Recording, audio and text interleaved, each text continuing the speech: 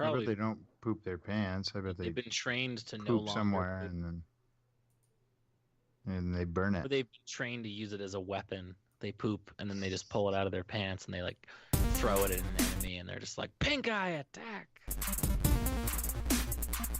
Smear it in their eyes. They're like, oh god, my eyes. That burns. He's like, I had corn. I think Ben is probably closer with the pro. Yeah, probably. Use it as like special kindling, so they can get a fire going real easily. Tinder. There you go. That's how you find the I'm on ladies. Tinder. Welcome, everyone. Welcome back to Hard Reset, a Cold North production, episode number 92, the one where Ben talks about finding ladies with burnt up poo. I am your host, Patrick the Law Morris, and joining me this week we have the gorgeous Ben Reynolds. Meow. And every week that becomes more and more sexual. And the effervescent Andrew Etchen. Hello. You can find everything we do all in one spot over at coldnorthpro.com, including our movies podcast, No Refunds, the podcast that watches bad movies so you don't have to. Coming up on Hard Reset, Mario Maker 2 news, a new controller patent granted to Sony, new legislation regulating the industry in new ways, look at the next game from the Tom Clancy universe, and for our topic of the show, our impressions on the second PlayStation State of Play. But before we get to all of that, I want to know what you guys have been playing this week. So, Ben, tell me what you've been playing this week.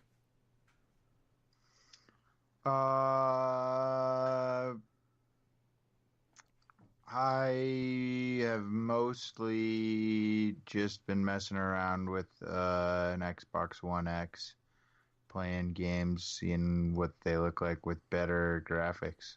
All right. So you got an Xbox One X this week. Yep. And what are How's your that thoughts? been going? It's pretty sweet. I definitely like it. It has definitely got some solid graphics. Yeah. Absolutely. I really like the Xbox One X. I think it's a great upgrade, especially to the Xbox One, because I thought the Xbox One was a little bit lackluster. But man, that thing is awesome. And then Red Dead looks amazing on that thing. Mm-hmm. Absolutely. So what have you been playing most on Dang. your Xbox One X? Mostly just 2K and Forza. Nice. Both of those games are just stunning. And you got that 4K TV a couple months ago too. Yeah. Nice. Damn. You sound awfully enthusiastic about it. Yeah, you seem pretty down in the dumps, Ben. I mean, it's pretty sweet. I've thoroughly been enjoying it. Nice. Well, and you got a pretty sick deal on it too, so didn't have to spend too much to upgrade. So, all right, Andrew, what have you been playing? So I don't know if I mentioned playing this last week. I don't remember if I had it downloaded or not, but I recently re-downloaded Warframe, and I've been playing that again, and man. really enjoying it. The game is definitely just an endless hole of progression and like stuff to do, but ever since playing that game when it first came out on the Steam market, years and years and years ago, God, that game has evolved so much. Honestly, that game has taken so much inspiration from Destiny that it's pretty much become what Destiny could have kind of been, as like a really good, or in terms of like content. But it's fun though. The game is definitely like really fun to pick up and play for like a couple of hours and then put down. Yeah. But it's fun. I definitely recommend it, even if the game is definitely like very confusing to jump into initially and figure out what to do. I think the community is super friendly. Everyone is like really trying to help, and like it's all, cooperative. So I really like it. I've forgotten how fun it was, and then I re-downloaded it and was just like, damn, this game's fucking awesome. And are you playing that on PS4? Mm-hmm. All And right. having played it, I played it a little bit on the PC years ago, and then I played it on the PS4, and now playing it on the Pro. That game is really heavy in the particle effects department, and the Pro, the whole game runs constantly at like a steady 60 frames, and it looks great. It like with explosions and little particle effects and bullets flying everywhere and flying around and sliding and slashing and people getting limbs cut off and everything. Like it's very smooth, even when it's like there's been some times I've played where it's just like fucking chaos and there's just like explosions and everyone's running all over the place, just like killing everything. And you can't even tell what the hell's going on, but like you can just turn and start firing into a cloud of explosions and you'll just like see experience popping up like you're killing people, and it runs super smoothly. So you're just able to like jump from one thing to another really fast. I would Nice. recommend it. It's a free game. And Yeah, for a game that's free to play, you can literally get anything in the game for free as long as you try to do it. I was gonna say that game, like it's like Destiny, what Destiny should have been. Plus, it's free, so Like they took a lot of like, you know how in Destiny when you would fly to a planet or something or go somewhere with people, you'd kind of all be like in orbit in your ships together. yeah, Like in Warframe, you can do the exact same thing, but you can also fly your ship like back and forth and like fuck around. But then one of the things I really like about it as like a weird little just feature that I kind of wish Destiny had done is that you can then go inside of your ship, and inside of your ship is where all of your like stuff is that you can do and all the consoles and things, and you actually have to walk around the inside of your ship. So I really like that, especially the fact that you can customize all the colors. So the inside of my ship is like Nerf orange and blue. oh god, It's very fucking colorful. And it's very Denver it's Broncos. nice, but you could make it like black, and you're just like, fuck, I can't see anything. Yeah. Yeah, I've heard that game's pretty cool. I've heard it's as far as free to play, it's like one of the best. So yeah, like you can pay to get everything, but paying is sort of like is almost like just paying not to play. yeah, Like everything in the game you can get by just playing the game. And they've done a lot now to actually eat quickly and easily, like keep giving you things that you would normally, even like 6 months ago, you'd have to farm like crazy to get. Now a lot more of that stuff appears to be, you just do certain missions and do certain like objective things that are mostly just progression things, and by doing those they'll give you the blueprints to make a lot of these weapons and equipment that normally you'd have to go and like farm from a boss like fight a boss like 10 times or more to get. right. I've been nice. I've been tempted to download it on Switch, but I don't know. I'm there are other things I'm playing, so I would definitely do it on PlayStation. I've heard the Switch version's okay, but I feel like with how intense that game is with like platforming and running around and shooting, I could definitely see myself breaking one of my joysticks or one of the buttons just from like spamming it so much. Well, I have been playing Red Dead Redemption 2 some more. And I mentioned it last week when I think last week was just me and Tim. But I mentioned it last week that it's like, I don't know why that game didn't really sink its hooks into me before, but now it like I decided to pick it up last week, and it really got me. And so I've been casually, like not casually, but like pretty methodically every pretty much day going back to that game for about an hour and a half, maybe 2 hours of like really nice character driven storytelling. And it does remind me a lot of like a really good HBO series where it really is character driven, and it's methodical, and it's taking its time. Yeah, they really make you like feel for and hate certain characters. Right. And no spoilers, because I'm like in chapter 3. I'm not quite sure how far into chapter 3 I am, but I've been in chapter 3 for a little bit, and I'm really liking it, and the environments are just really stunning. Everything. I mean, we've discussed Red Dead pretty like at length on this show, so I don't want to get too far into it. But man, Red Dead, something else. So it really is a good game. Yeah. And I'm also playing that on my Xbox One X. So that's pretty visually impressive. But now it's time for the news at now. News for now. Do you want it now or later? You get it now. Now. Okay, that was Andrew. Andrew put that one on his back, and Ben was just an accompanying cameo there at the end.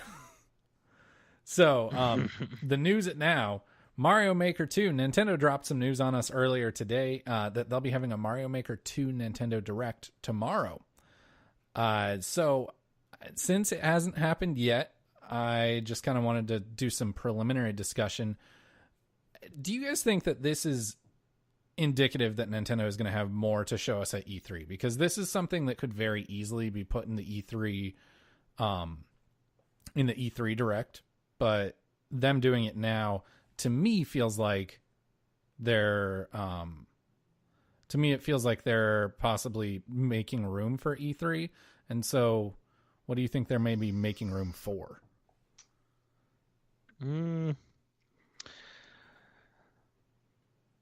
Death Stranding on Switch. But that doesn't make sense. But I mean, I think that they're hopefully making room for a burner because they haven't had one in a while. A burner? Like a real killer game? Yeah. Yeah.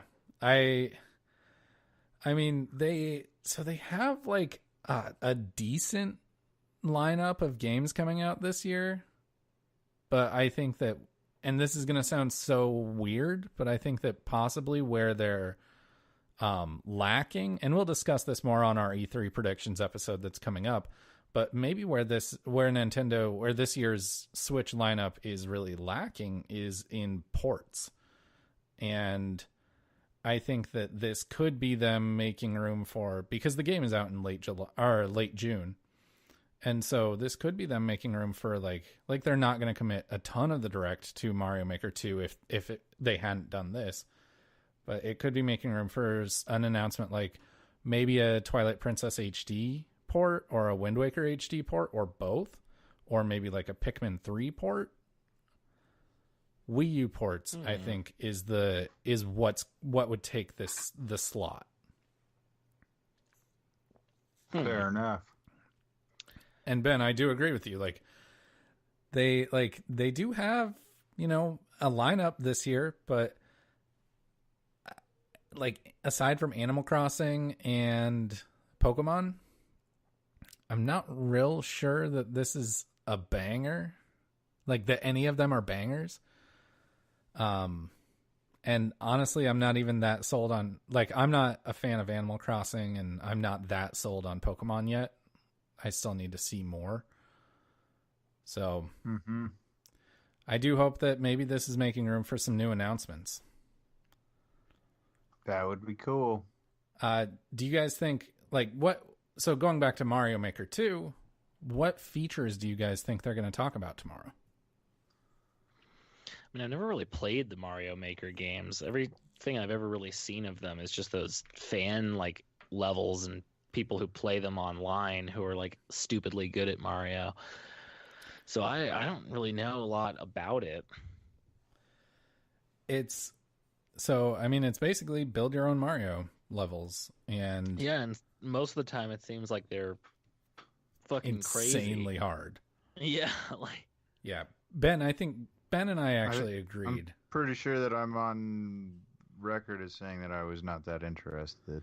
Yeah, I was going to say, I think Ben and I agreed a couple weeks ago that we just, we're not that interested because that's all Mario. Mario Maker 1 started out seeming like it was going to be fun, but it quickly devolved into that's all it is it's just people punishing each other with just next to impossible with Mario. levels. Yeah. Yeah. I think that maybe what might sell me on Mario Maker 2 is if they have like because there's New Super Mario Bros, which is just standard 2-dimensional platforming. But then there's Mario 3D World and Mario 3D Land. And those games are like standard Mario levels, but they're 3D. And I think that that's something that could, like, if there was a 3D mode that you could create 3D Mario levels, I would be much more interested in Mario Maker 2. I don't see that happening. I kind of agree. I think it's a pretty lofty hope. I think it's kind of a pipe dream, and I do agree with you, Ben, that I don't really see it happening.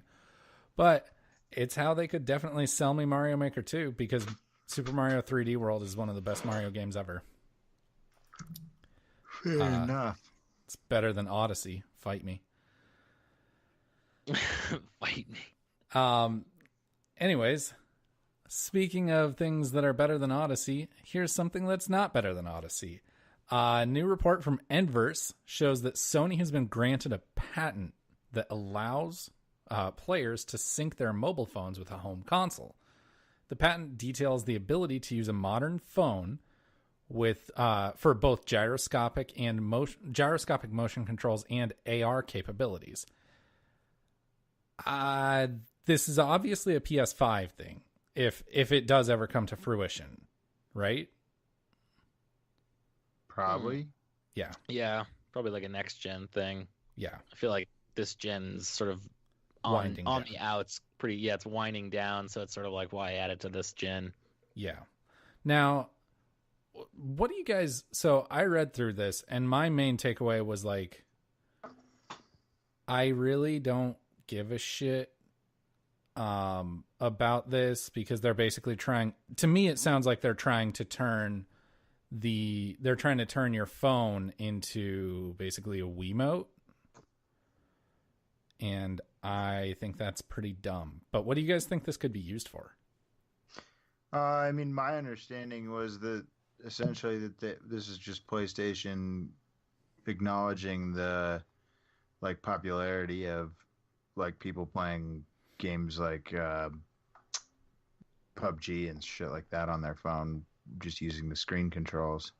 Oh, okay. So you think it could just be used as a regular controller of like, that way people don't have to buy 4 controllers. It's like, shit, I don't have 4 controllers. Sorry, guys. Instead, it's just like, oh, well, we'll just use our phones. You think that that could be... I mean, that could be. I guess, yeah. It's hard because I don't, like, it's hard to put myself in the shoes of someone who's, like, not really, like, running... Like, someone who's not running their own podcast about video games. Someone who's not, like... buying like a PS4 Pro and an Xbox One X. They're just like, they're much more casual about it, and it's hard for me to put myself in those shoes. And so the idea of not owning 4 controllers for your console is a little bit strange, but at the same time it makes a lot of sense. Of like, when do you ever play 4-player games on PS4 or Xbox? Very, very rarely. And so especially now that they've basically all but eliminated them. Exactly. So yeah, I mean, I think that that's a really good use case for that, Ben, is, you know, very rarely are you going to do that. And so in the event that you do, instead of having to play Overcooked with 4 friends. Yeah, you want to play Overcooked 4 people and just use your phones. Yeah, I just feel like, I mean, it's so easy for your phone though just to like not really be as responsive or just like as good as like another controller. Like, man, I would hate to have to like play a game from my phone, because being able to feel the actual click of the buttons, I feel like, is a huge factor in feeling like you're doing stuff in the game. Like, you'd be hitting the screen and be like, why isn't it going? And then you look down and you realize you're like tapping just outside the button. Yeah, but on the flip side of that argument, there is the like, yes, there is that, but if you think about it this way of how often are you, like Ben said, I mean, it's pretty much been eliminated. And so basically, Ben, you mentioned Overcooked, which I think is the great example By the way, I know that you've started playing that game. Are you playing that one with your roommates? No, I actually haven't played it. I just bought it. Oh, man. You and Billy and Chris should all play that one together because that would... In fact, you guys should stream that together because that would be hilarious. I would definitely watch you guys fight about Overcooked because you will genuinely hate each other. I can't play that game because Jillian just yells at me. But Fair enough. But Ben, what you were saying about like Overcooked is the perfect example. It's like, how often are you really going to have your friends over and be playing Overcooked? And unless that's something that you're doing like all the time, is it worth it to spend an extra $180 to buy 3 more controllers? Sometimes. When all of your friends are probably going to have their phone in their pocket, probably not. Exactly. Mm. I'm with you, Ben. I think that would be a silly way to spend your money. But also, I spend my money that way, so I'm silly. Well, and like, have you guys ever played the game Space Team? No. It's a mobile game that you basically connect over either Wi-Fi or Bluetooth and stuff, and like you can play it on like an Apple, or you can play it on Apple TV and maybe Roku too. But essentially, it's a game where like the game just basically puts controls, but it puts the control. So essentially, you have controls on your screen, and then your screen also gives you instructions, but the instructions are for a different person who's playing with you. And so you have to yell out the instructions so that the person who has those buttons can do it. Oh, I think I've heard of that. Isn't that kind of like Don't Stop Talking or Everybody Explodes? I don't know what that is, but maybe. It's kind of a similar game, but it's like one person's defusing a bomb and the other 2 people have to like yell out what they have to do. I would love to see Ben play that game. And yeah, that's kind of what Ben's describing is. Ben, you were saying that you played that one with your mom and your sister, right? Space Team? Yeah. Oh no, we played. We used to play it at with like me and Chris and Gil. Oh, okay. And other people. Yeah, that sounds like a pretty sweet game. And yeah, I think that there's also the possibility of things like that, or things like, there are plenty of games like Clue. It's hard to put Clue on a console because there is a lot of stuff that you have to keep secret from people. And so everyone having their own personal little screen, I think it could make things like ports of, or like digital versions of tabletop games much more playable and much more manageable. Well, and then when your actual controller has a screen on it, it'll make you more used to looking at that screen. That's actually, thank you so much. That's a perfect segue into what I was going to say next. I have a theory that the DualShock 4 is actually going to be the standard controller for the PlayStation 5. And I know that... Yeah, we've talked about this before. We have. But what I'm going to say, adding to that, is that, like, I think that the leaks that we've seen for that, the controller, the DualShock with the screen on it, are for, like, a pro controller, an elite controller competitor. And I think that this could potentially be an alternative to the people that aren't wanting to buy into the elite controller. No, definitely not. Think about what you just said and think about economics and think about Sony trying to make money. They're not going to release an alternative that would basically just let them have things that they already have do the same thing as the more expensive thing that they're trying to sell. Well, I think that there's plenty of other things that like that you couldn't do with a DualShock 4 and a phone. I think that there's plenty of other things. Like paddles. Paddles are honestly the biggest selling point of the Elite controller for me.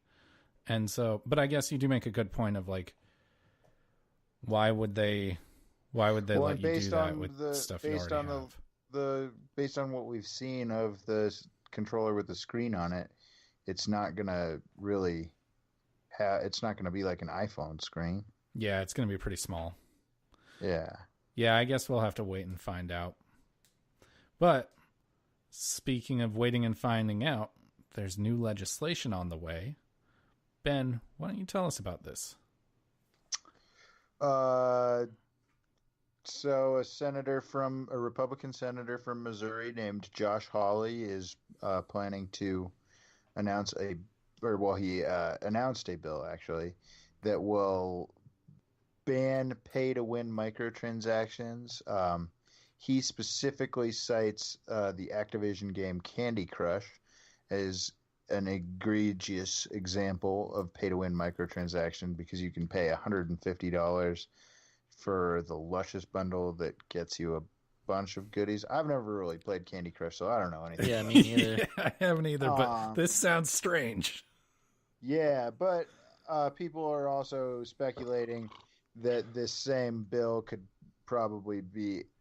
apply to things like loot boxes and things like that. And so Kotaku reported, and they basically let's see, Jason Schreier at Kotaku has basically speculated that it could essentially apply to microtransactions for games like Star Wars Battlefront 2. Although they pulled back the practice, so none of those are really pay to win. And but Middle-earth: Shadow of War, I guess, does have pay-to-win microtransactions still. But like it's funny because it seems like a lot of tech companies and game companies have moved away from pay-to-win microtransactions and gone more towards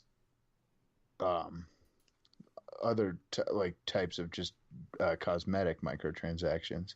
But then I play a lot of 2K, which 2K uses some pay-to-win microtransactions absolutely too. So yeah, hard to say. I think it's interesting what you're saying about like a lot of companies have shied away from it, and you're absolutely right, because you and I are big defenders of Battlefront 2 because and correct me if I'm wrong, but like I don't want to speak for both of us, but I think that we're both in agreement that it really has become a good game. And yeah, I enjoy it. It got off to a really rocky start. Undeniably very rocky start. But the game that DICE has turned it into is genuinely really good. And absolutely. And like they did shy away from, or they like yanked the e-brake on the whole microtransaction thing and loot boxes. And I think that a lot of publishers and developers are working on either going purely cosmetic, which is what Apex has done, or they are working on finding that balance so you can't just straight up pay to win. It's like, even if you were to pay, the maximum you could, even if you were a whale that they're looking for, you can't just pay to win, which in the case of like Shadow of War seems really silly to me that you would pay to get further in a single player game. That seems stupid. It's like you're paying to not play the thing you paid for. But I do think that this is a really interesting thing. I think it's good to take action against these practices, but for the most part, I think the industry has done a really good job of self-regulating since Battlefront 2. And what worries me the most, though, is in reading the article you sent, the Kotaku article. There was a quote from Hawley that said, developers, quote, shouldn't be allowed to monetize addiction, end quote. And what I didn't like about that, and what kind of made me nervous about that, was that he's not specifically referring to gambling addiction. He's just treating it as addiction. And politicians and gaming, like the gaming medium and the gaming industry, have kind of been at odds for 20 plus years off and on. And so we're gonna I like that he's trying to take action against these practices, but at the same time I want their I would want the language of the bill to be much more specific about specifically this is a gambling practice being marketed at children, not just gaming addiction. Well, and we were saying that the industry has been good about policing about pay to win, but in reality, is my understanding that a lot of like mobile games still definitely have a lot of pay to win aspects. Absolutely, and that's something that goes largely ignored. Is people are so concerned with because consoles give off the image of like video games, right? And but the fact is almost everyone plays video games in some way or another. I mean, God, even my mom plays video games, but she's just doing it on her iPad. And because that historically hasn't been explicitly seen as a gaming device, people don't consider it actual video games. People somehow, there's a distinction in people's minds. And so when it comes to that sort of practice, mobile games have really gone under the radar. Except for the fact that Candy Crush is the main thing that he Right. brought up, and that's a mobile game. That is a mobile game. But then, I mean, there are That are the Dungeon Hunter games. the worst offenders of this specific practice are mobile games. Simpsons Tapped Out is one of the worst. And so I don't know. It's it'll be interesting to see how it pans out. I hope that they don't overreach. I hope that they just do something good instead of taking a good idea and taking it too far and making it a bad idea. Mm-hmm. Which is something that happens quite a bit in Washington. So, speaking of things that are in Washington, what's not in Washington is, I don't know, my segues are terrible. Ubisoft has revealed the latest in the Tom Clancy franchise via a live stream with IGN. And once again, it's not Splinter Cell, which is disappointing. But Ghost Recon Breakout, or Breakpoint, is a direct follow-up to Ghost Recon Wildlands. From what we've seen so far, it looks to utilize the same open-world co-op gameplay as Wildlands, and it's set in a fictional archipelago, presumably to avoid the same controversy. Ben, I love that your mind went to that exact same place immediately, too. I saw that, and I immediately thought, oh, yeah, they don't want to piss anyone off like they did Bolivia last time. Mm-hmm. What did you guys think of this reveal? What did you guys think of the trailer? Just general thoughts. I mean, I didn't play Wildlands, but I always liked the GRAW games on 360. And do you think that based on the trailer, because I think I've tried to convince you to pick up Wildlands, but you just never did. But based on the trailer, do you think you'll be interested in getting Breakpoint? It kind of depends if I have friends who are getting it. Yeah. Because I don't really want to get a game and just not play it. Yeah, no, I understand that. Andrew and I were talking before we started recording. We played Wildlands a lot together. Yeah. And we both really enjoyed it. I think you guys got Wildlands when I was in Europe. We did. And that's how you missed that train. We mostly played Wildlands. Didn't we play that with Europe. Zach and Tim and everybody kind of a bunch of us all got into that for a little bit. Yeah, Tim, Nathan. I'm not sure if Zach did. I know Dom did for a while. I remember me and Nathan, and you and me, Pat. I remember us getting really tactical in that game. Yeah, there were nights when it was just me and Andrew just going at it, and in this all right, you flank left, and I'll go straight and keep them distracted, and it was, I don't know, that game was fucking awesome. But yeah, Ben, you're right. You were in Europe, and that's why you missed out on that one. I am definitely going to be buying Breakpoint because I slept on Wildlands. I thought it looked cheesy and dumb. And then I waited until it was $20. I figured I would buy it for like, you know, I'll play it with my friends for 1 or 2 nights, and it'll like basically, you know, like going to a movie, right? But I bought it for $20, and I played the fuck out of Wildlands. Like, I played that game a lot, and there's still a lot of that game that I still haven't done. So definitely going to be picking up Breakpoint on launch day, probably, which is October 4th. So, Andrew, what did you think of the trailer? Definitely looks cool. I'm curious to see gameplay of it because the trailer is just cinematic. But if it's anything like Wildlands, I'm sure it's going to be pretty fucking fun. Yeah, I think Wildlands, the co-op was really the main draw in that one, and Wildlands is so awesome. I want to play Wildlands again. So anyone wants to jump in that one with me. But yeah, so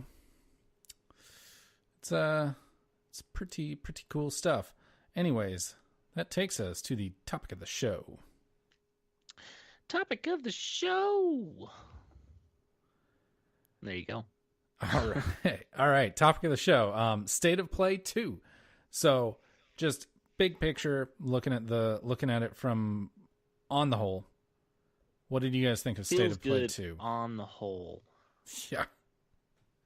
Looks pretty cool. I'm definitely excited for Crash Bandicoot and very excited for the Final Fantasy remake, but I wonder when that'll come out. I found it kind of underwhelming. Okay. So I'm kind of right between you two. So Ben, why did you find it underwhelming? I mean, it just looked, I don't know, it looked weird. There was no game that like really blew me away. Like, I was kind of interested in the Predator game, but I didn't realize that Elphonic was the company that made Friday the 13th. And they barely showed anything. Yeah, that was a really short trailer. Yeah, so I don't know. And then like Away looks weird. Away really looks weird. like, but a cool, charming weird. Yeah, that could be a good game. I'm excited for that. I mean, being a Monster Hunter fan, I'm definitely gonna get Iceborne. Yeah. So, just a quick recap, quick rundown. Monster Hunter Iceborne got a release date September 6th. Riverbound is a new voxel dungeon crawler coming this summer. Predator Hunting Grounds is an asymmetrical 4v1 multiplayer game coming 2020. Medieval remake is coming on October 25th.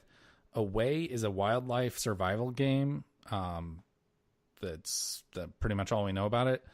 Then they announced the Days of Play PS4 console, and they showed us the Final Fantasy VII remake. And once again, confirmed it is a PS4 game. So of all of these things that were shown off, which one was the winner for you? Which one was the loser for you guys? The loser was the Days of Play PlayStation console, because I don't need that. I already got a cooler one. why was it just a Slim instead of a Pro? That's so that's what they've been doing with the Days of Play consoles, is they're usually Slims. But I think it's cool that they have this tradition of doing a special console every year for the same event. But on the flip side, God, they're always so ugly. Yeah, it wasn't even very cool looking. Yeah.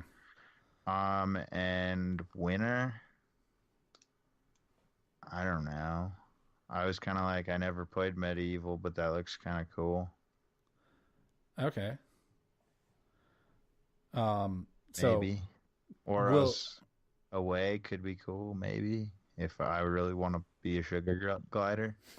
It would be cool if they had you play as some other animals too. I just think that it's probably going to be one of those games where you would play it while you're on just like a microdose of acid or Yeah, I a was little just bit of thinking mushrooms. that same thing. Give Ben some weed and let him play away. And I think it would be really a damn shame if they missed the opportunity to put this in VR. Let you be I a don't sugar understand glider. how that would work in VR. I don't either, and it would be awesome if they made it work. But yeah, I think that this would be a really cool game to see. Like, I think Away could be really charming, but I think it's definitely weird. It's not gonna be a big hit the way a lot of games are. But Ben, you said that you're kind of into Medieval. So you said that kind of looked cool for you. I think that was probably the loser of the video for me. So what did you like about Medieval? Just looked interesting. Like they were, I like that they were keeping to the. I mean, I've seen Medieval obviously before, and I liked that they were keeping to the Aesthetic. Yeah. Yeah. I don't know. See. Okay, before I go, Andrew, what did you think of the Medieval? I never actually played the originals either, but I know they're pretty popular. Out of all of them though, I'm really like excited for the Final Fantasy VII remake. I agree. I think Final Fantasy VII was the winner for me. I just have zero interest in Final Fantasy. I'm in the same boat, and Final Fantasy VII, like, this is the first time I've ever been even remotely interested in Final Fantasy. Was this 7 remake trailer?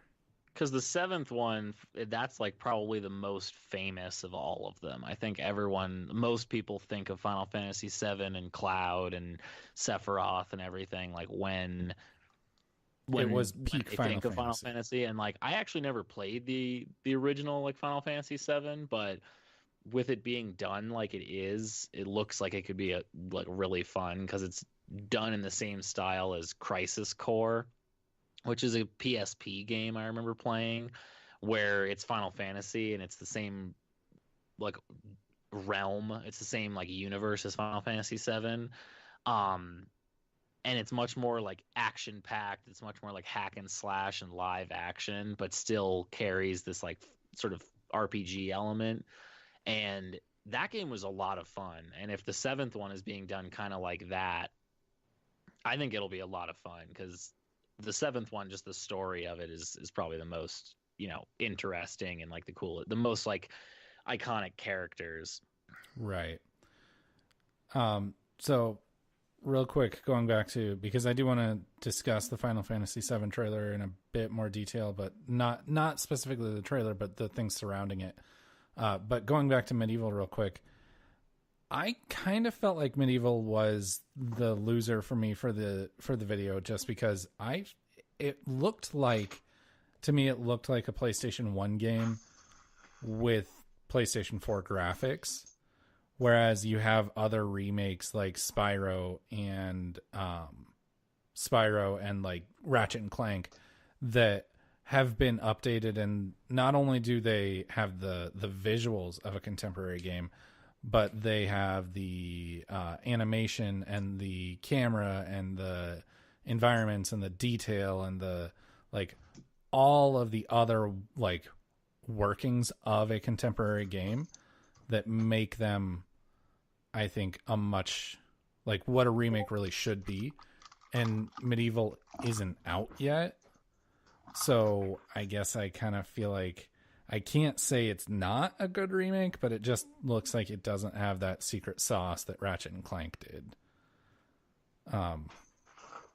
But Andrew, let me know if I'm wrong here.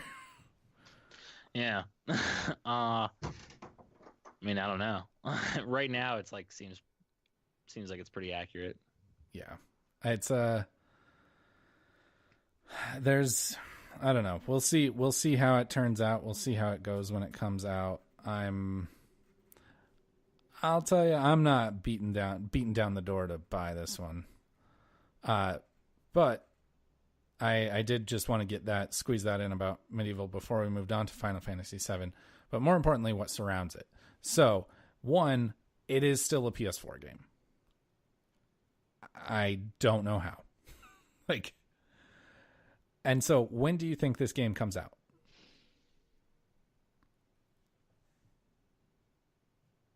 God, I don't really know.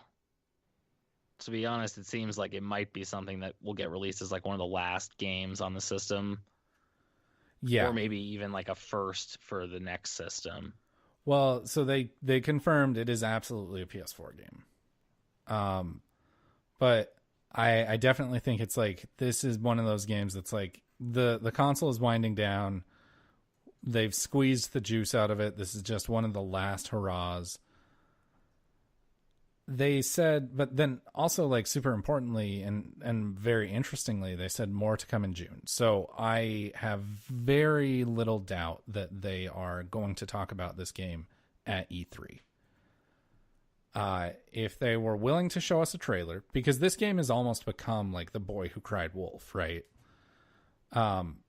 If they're willing to show us a trailer now, and they're willing to say we are going to talk about this, they're basically saying we're going to talk about this at E3.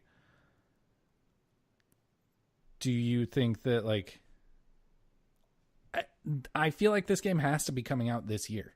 I feel like Final Fantasy VII will be out in November, maybe December, because I don't think that they would be showing it unless they were absolutely sure it's ready. So that's just my take on Final Fantasy VII. But it's I don't know. But you, I feel like probably the winner for you, and tell me if I'm wrong. I mean, you said Final Fantasy VII, but Monster Hunter Iceborne, what did you think of it? Me? Yeah, you're our Monster Hunter expert.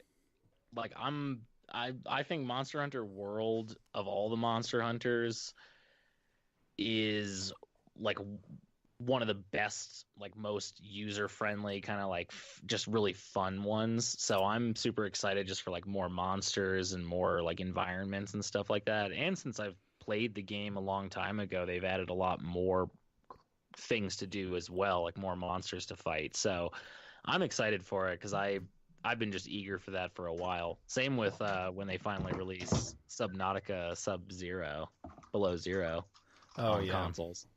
And those environments look really cool, no doubt.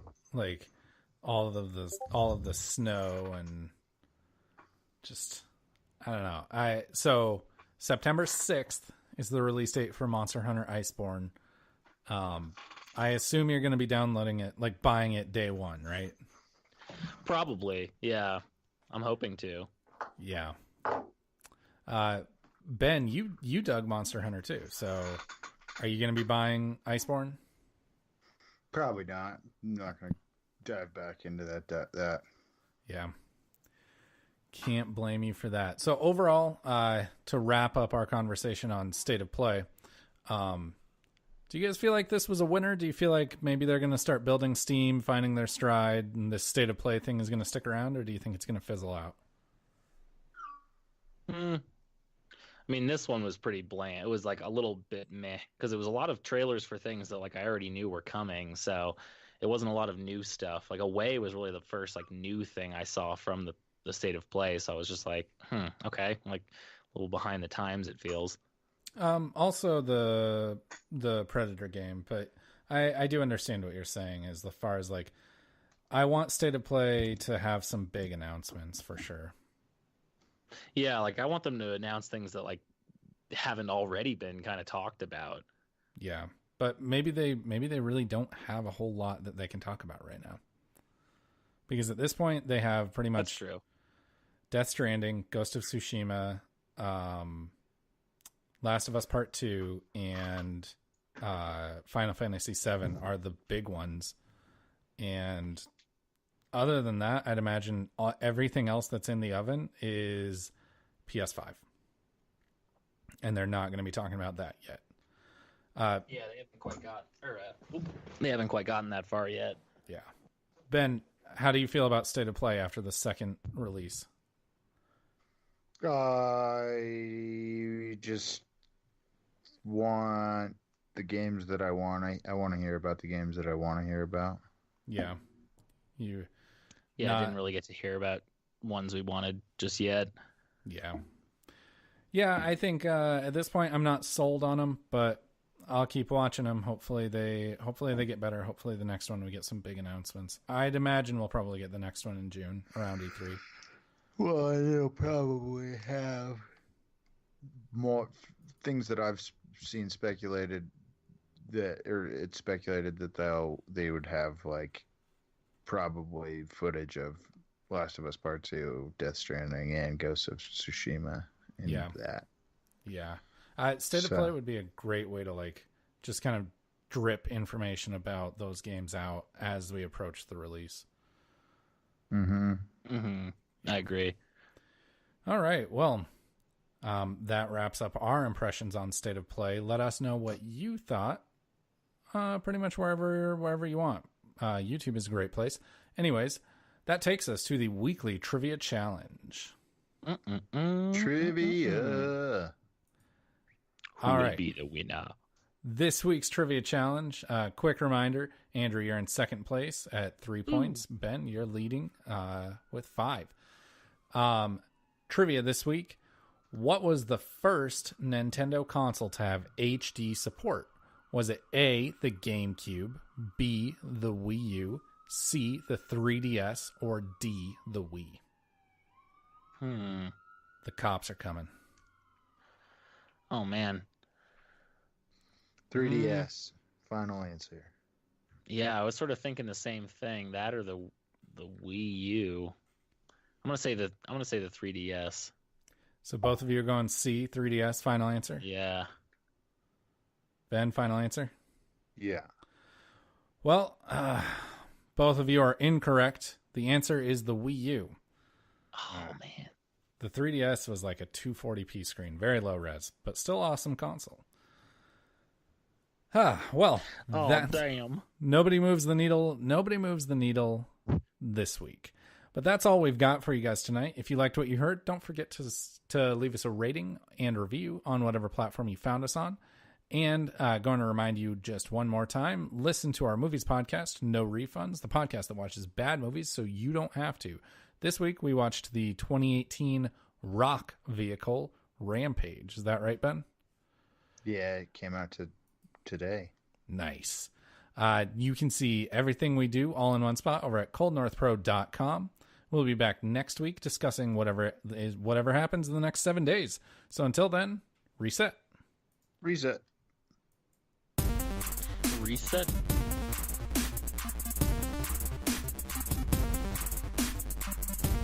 Hello. Yeah, we're just All right. we're just playing the outro music. Oh.